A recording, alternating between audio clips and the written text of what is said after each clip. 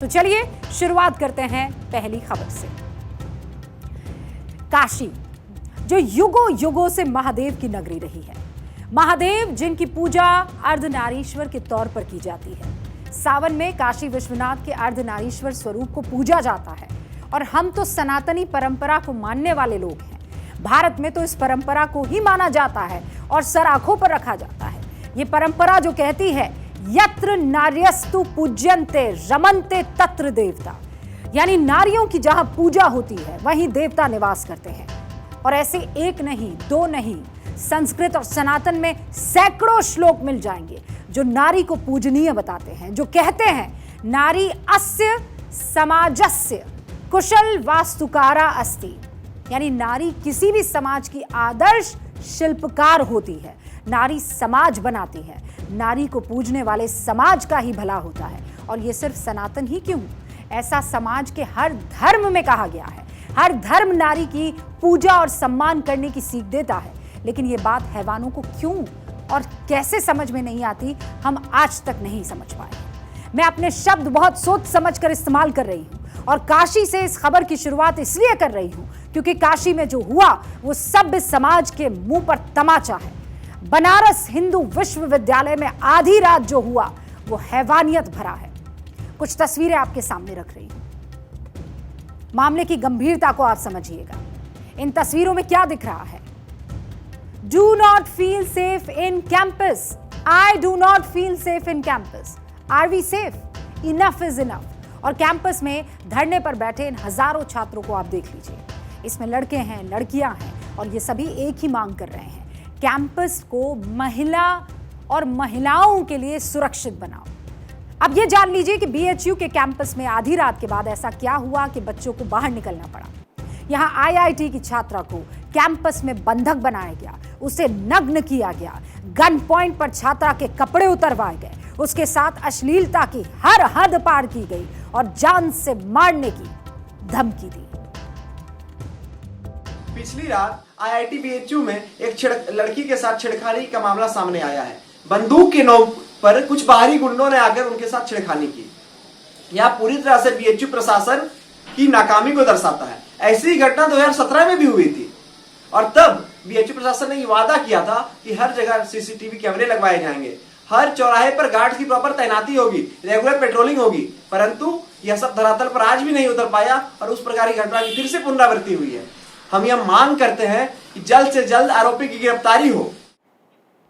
रात 1:30 बजे छात्रा कैंपस में अपने दोस्त के साथ घूम रही थी। बाइक पर 3 लोग आए जिन्होंने गन निकाली, छात्रों को अगवा किया। उन हैवानों ने गन दिखाकर छात्रा को कपड़े उतारने पर मजबूर किया। घटना हुई करमन बाबा मंदिर के करीब, जो बीएचयू कैंपस में ही है। छात्रा का वीडियो बनाया गया। छात्रा ने भागकर एक प्रोफेसर के घर में फिर पनाह ली। वो 3 हैवान कौन है? कैंपस के लोग या बाहर के लोग? और अगर बाहर के हैं तो कैंपस में दाखिल कैसे हुए, ये किसी को नहीं पता। रात के अंधेरे में आए ये दरिंदे कौन थे, ये पुलिस को भी पता नहीं है। छात्रा से हुई बदसलूकी के बाद क्या कुछ हो रहा है, आप वो भी जान लीजिए। सुबह से राजपुताना हॉस्टल के छात्रों ने प्रदर्शन शुरू किया।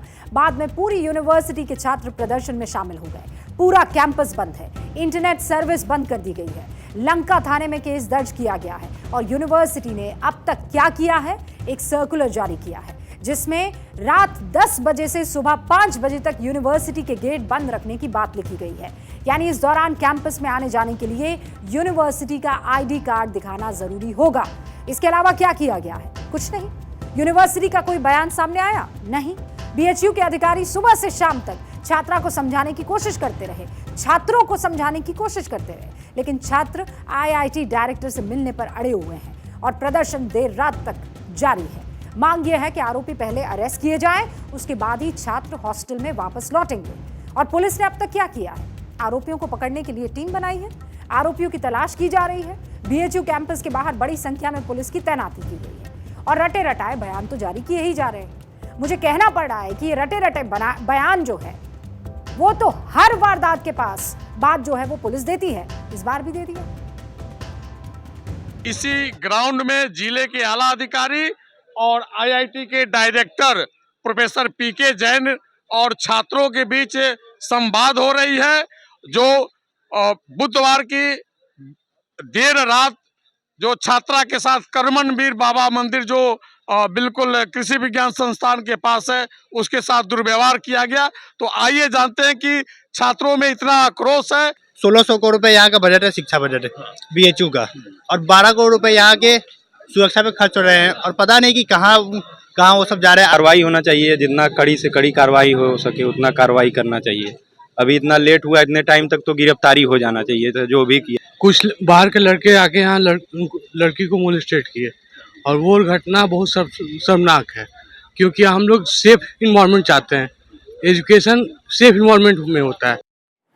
बीएचयू कैंपस में किसी छात्रा के खिलाफ हुई ये कोई पहली वारदात नहीं है। सालों से तमाम इसी तरीके की वारदात होती रही है, लेकिन हर बार कुछ आश्वासन दिए जाते हैं सुरक्षा को, उसके बाद राम भरोसे छोड़ दिया जाता है।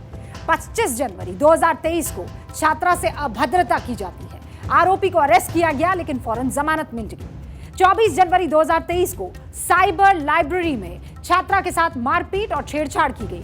चारों छात्रों पर केस दर्ज किया गया लेकिन कोई ठोस कार्रवाई नहीं हुई। 28 अगस्त 2022 को छात्रा के साथ छेड़छाड़ और मारपीट हुई। 3 लोगों पर केस दर्ज हुआ लेकिन कोई ठोस कार्रवाई नहीं। एक फीमेल स्टूडेंट होने के साथ हमारे अभिभावकों के मन में यह डर बना हुआ है कि हम बीएचयू में अपने बच्चों को पढ़ने के लिए कैसे भेजें। सेंट्रल यूनिवर्सिटी बीएचयू एक ऐसी सेंट्रल यूनिवर्सिटी है जिसमें केरला से लेकर कश्मीर तक के बच्चे मेल स्टूडेंट्स पढ़ने आते हैं। इस तरह की घटना से बहुत ही अभिभावक और छात्र बहुत ही असुरक्षित महसूस कर रहे हैं और वे बहुत ही डरे हुए हैं। अब आपको एक ट्वीट दिखाती हूँ जो किया गया है शाम को 3:28 पर। और क्या लिखा गया है? लिखा गया है कि कुछ देर पहले विश्वविद्यालय परिसर में उस छात्रा के साथ दिन दहाड़े जोर जबरदस्ती और दिल दहला देने वाली हिंसा की गई। ये प्रियंका गांधी का ट्वीट है 3:28 पर। यह लिखा गया कि दिन दहाड़े, जबकि वारदात रात के अंधेरे में हुई, यानी ट्वीट करने के वक्त से 14 घंटे पहले। फिर भी लिखा गया कि कुछ देर पहले। फिर गलती का एहसास हुआ तो 3:48 पर ट्वीट को ठीक किया गया और इस नए ट्वीट से दिन दहाड़े शब्द को हटा दिया गया, लेकिन बाकी चीजें हूबहू लिखी गई। बीएचयू में जो हुआ वो सरासर गलत है। आरोपियों की गिरफ्तारी तक चलने वाला छात्रों का धरना भी अपनी जगह इस वक्त इसलिए जायज है क्योंकि वो बार बार इंतजार कर रहे हैं कि कोई ठोस कदम उठाया जाए, लेकिन जो राजनीति हो रही है वो जायज कैसे ठहराई जा सकती है। मुझे सिर्फ और सिर्फ एक बात से परेशानी होती है, जब जयपुर में छात्रा का रेप पुलिस कांस्टेबल करता है तो प्रियंका गांधी कोई ट्वीट नहीं करती। मैं राजनीति में नहीं पढ़ना चाहती, लेकिन राजनीति का कोई स्तर जरूरी है और राजनीति से इतर वाराणसी प्रशासन से सवाल आज पूछने जरूरी है। कैंपस में सिक्योरिटी को लेकर क्या कदम उठाए जा रहे हैं?